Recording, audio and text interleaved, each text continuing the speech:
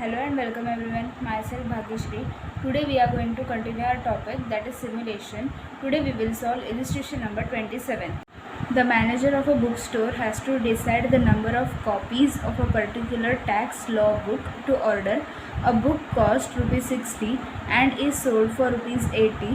Since some of the tax book change year after year, any copies unsold while the edition is current must be sold for ₹30. From the past records, the distribution of a demand for this book has been obtained as follows. Demand, that is number of copies, are given. Proportion, that is probability, is given.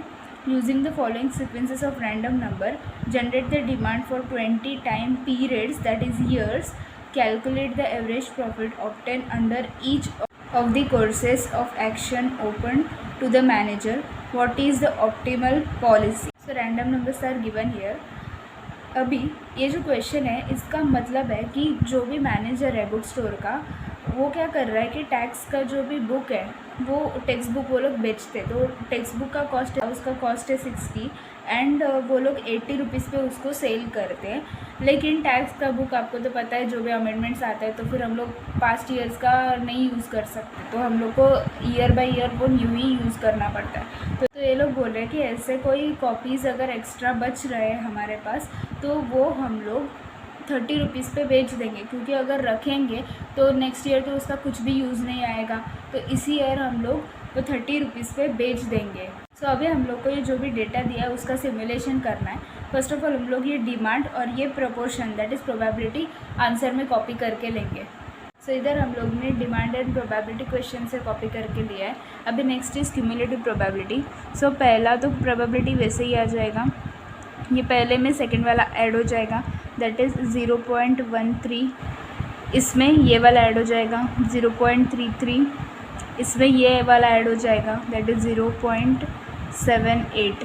इसमें ये वाला add हो जाएगा, that is 0.88. इसमें ये वाला add हो जाएगा, दैट इज़ 0.95.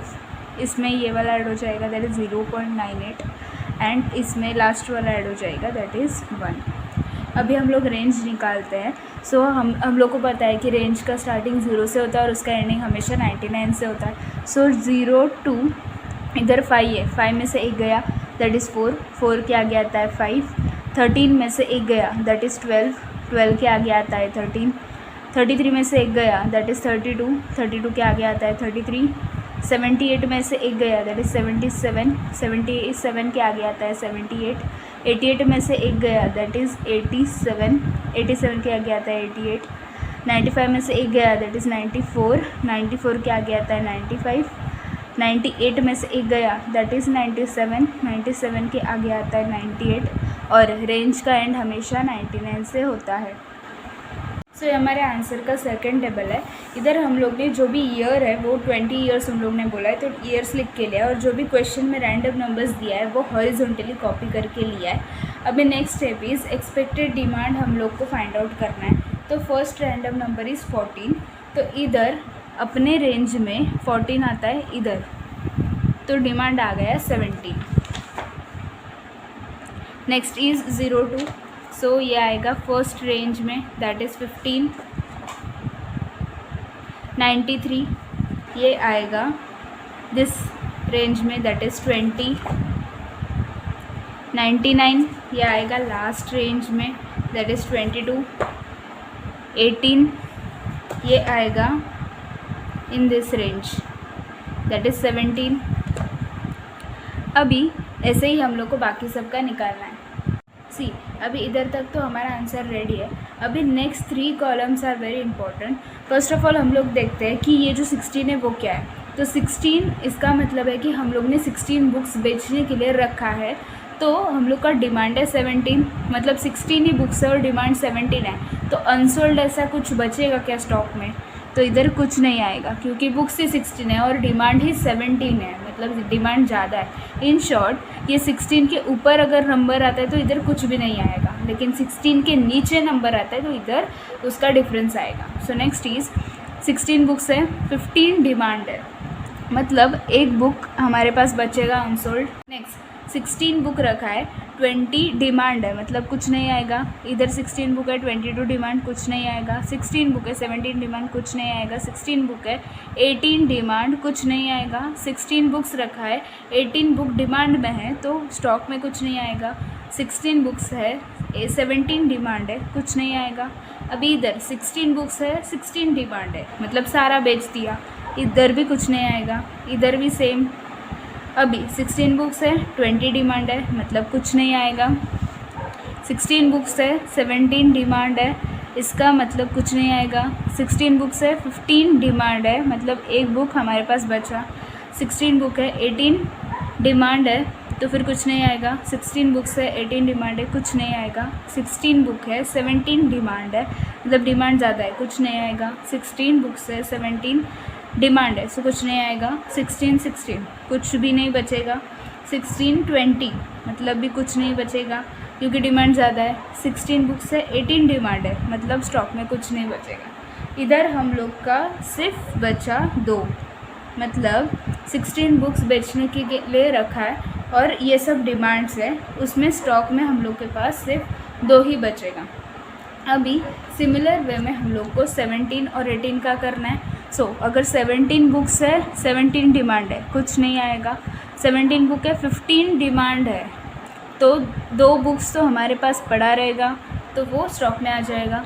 17 बुक्स है, 20 अगर डिमांड है तो ज़्यादा है। इन शॉर्ट ये नंबर से ज़्यादा नंबर है, मतलब बुक्स 17 है और 17 से ज़्यादा अगर डिमांड है तो डैश आ जाएगा और कम है तो डिफरेंस आ जाएगा। ऐसे लॉजिक से हम लोग को ये टेबल कंप्लीट करना है। तो इधर हम लोग ने पूरा टेबल कंप्लीट करके दिया है। अभी ये जो कॉलम है इसमें जो भी 17 नंबर से कम, मतलब इधर 15 है, बुक्स 17 थे लेकिन डिमांड 15 था तो फिर 2 बुक्स बचे।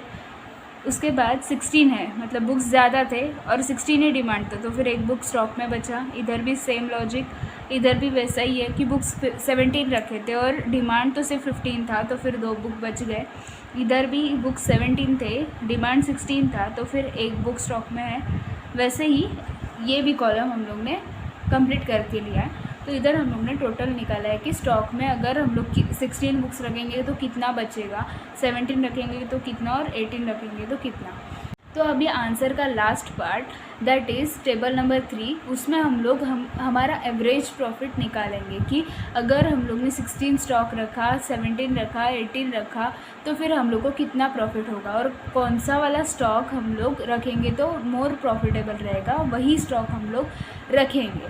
So let's start. इधर हम लोग को नंबर ऑफ़ बुक्स ऑर्डर, मतलब अगर हमारे पास डिमांड 15 है, 16 है, 17 है, 18 है और अकॉर्डिंगली हम लोग स्टॉक रख रहे हैं तो हम लोग को प्रॉफिट किस में ज़्यादा होगा वो देखना है।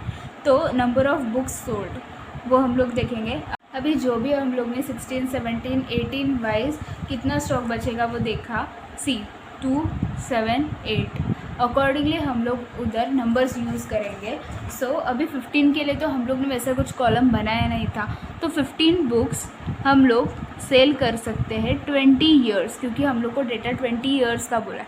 तो अगर 15 स्टॉक रखेंगे तो 20 ईयर्स में हम लोग कितने बुक्स बेचेंगे। मल्टीप्लाई करोगे तो आंसर आ जाएगा 300 बुक्स हम लोग बेच सकते हैं अगर 15 स्टॉक रखा तो। उसके बाद प्रॉफिट कितना आएगा। 300 मल्टीप्लाइड बाय, हम लोग को क्वेश्चन में बोला था कि sale value is 80 and cost is 60, so हमारा प्रॉफिट इज़ 20 पर बुक। ऑन एन एवरेज हम लोग को प्रॉफिट कितना हो जाएगा, ₹6000 का प्रॉफिट हो जाएगा। इधर 300 बुक्स हम लोग बेच सकते हैं, इधर मल्टीप्लाइड बाय प्रॉफिट करोगे आपका आंसर आ जाएगा ₹6000। अभी ये एवरेज प्रॉफिट बोला है, एवरेज प्रॉफिट मतलब जो भी टोटल प्रॉफिट आ गया है divided by number of years करोगे तो एवरेज प्रॉफिट आ जाएगा। 6000 divided by 20, average profit is 300 rupees. 300 कैसे निकाला हम लोग ने, ₹6000 डिवाइडेड बाय 20। ओके। अभी नेक्स्ट, जब स्टॉक में 16 बुक हम लोग रख रहे हैं, इन दैट केस क्या होगा। फर्स्ट ऑफ ऑल तो 16 बुक्स हम लोग 20 ईयर्स में बेचेंगे, लेकिन उसमें से 2 तो बच जाएंगे ना स्टॉक में, तो हम लोग कितना बुक्स बेचेंगे। 16 multiplied by 20 minus 2, that is 318. Next is 318 जो बुक्स है वो हम लोग 20 रुपीज़ के प्रॉफिट से बेच देंगे, लेकिन उसमें से माइनस करेंगे हम लोग 2 बुक्स है स्टॉक में, जो बचेगा वो बुक्स हम लोग 30 रुपीज़ के हिसाब से बेचने वाले हैं। सो हम लोग इसमें से 30 रुपीज़ के हिसाब से जो भी अमाउंट आएगा वो माइनस करेंगे। सो 318 मल्टीप्लाइड बाई 20 6360, इसका तो आ जाएगा 60, तो अपना आंसर आ गया ₹6300। अभी नेक्स्ट इज़ हम लोग को एवरेज निकालना है। सो 6300 डिवाइडेड बाय 20 ईयर्स करोगे तो आंसर आ जाएगा ₹315। 6300 डिवाइडेड बाय 20 करोगे तो ये आंसर आ जाएगा। अभी वैसे ही 17 का हम लोग को करना है, दैट इज़ 17 स्टॉक में रख के हम लोग 20 साल बेचने वाले हैं, लेकिन उसमें से हमारा 7 बुक स्टॉक में पड़ा रहने वाला है। सो कितना आ जाएगा? 17 मल्टीप्लाइड बाई 20 माइनस 7 करोगे तो 333 बुक्स। अब ये 333 बुक्स है, दैट इज़ 333 बुक्स है, वो हम लोग 20 रुपीज़ के प्रॉफिट के हिसाब से बेचने वाले हैं। उसमें से हम लोग माइनस करेंगे 7 मल्टीप्लाइड बाई 30 जो स्टॉक में पड़ा है वो। सो आंसर आ जाएगा 6450। अभी एवरेज प्रॉफिट निकालना है। सो एवरेज प्रॉफिट हम लोग कैसे निकालते हैं? 6450 डिवाइडेड बाई 20 करेंगे तो एवरेज प्रॉफिट आ जाएगा 322.5। अभी लास्ट वाला दैट इज़ 18 बुक्स हम लोग 20 ईयर्स में बेचेंगे, लेकिन उसमें से 18 बुक्स स्टॉक में पड़े रहेंगे। तो 18 multiplied by 20 minus 18 that is 342 books. ये जो 342 बुक्स है वो हम लोग 20 रुपीज़ के प्रॉफिट के हिसाब से बेचेंगे, माइनस ये जो 18 है वो 30 रुपीज़ के हिसाब से बेचेंगे। सो अपना आंसर आ जाएगा ₹6300 और एवरेज प्रॉफिट आ जाएगा that is ₹6300 divided by 20 years, so ₹315। So इधर हम लोग का इलस्ट्रेशन नंबर 27 कंप्लीट होता है। अगर ये वीडियो आपको हेल्पफुल लगा हो तो प्लीज़ वीडियो को लाइक कर देना, अपने फ्रेंड्स के साथ शेयर करना और मेरे चैनल को सब्सक्राइब करना, क्योंकि ऐसे ही बहुत सारे टॉपिक पे अभी नए वीडियोस पोस्ट होने वाले हैं। Thanks for watching friends.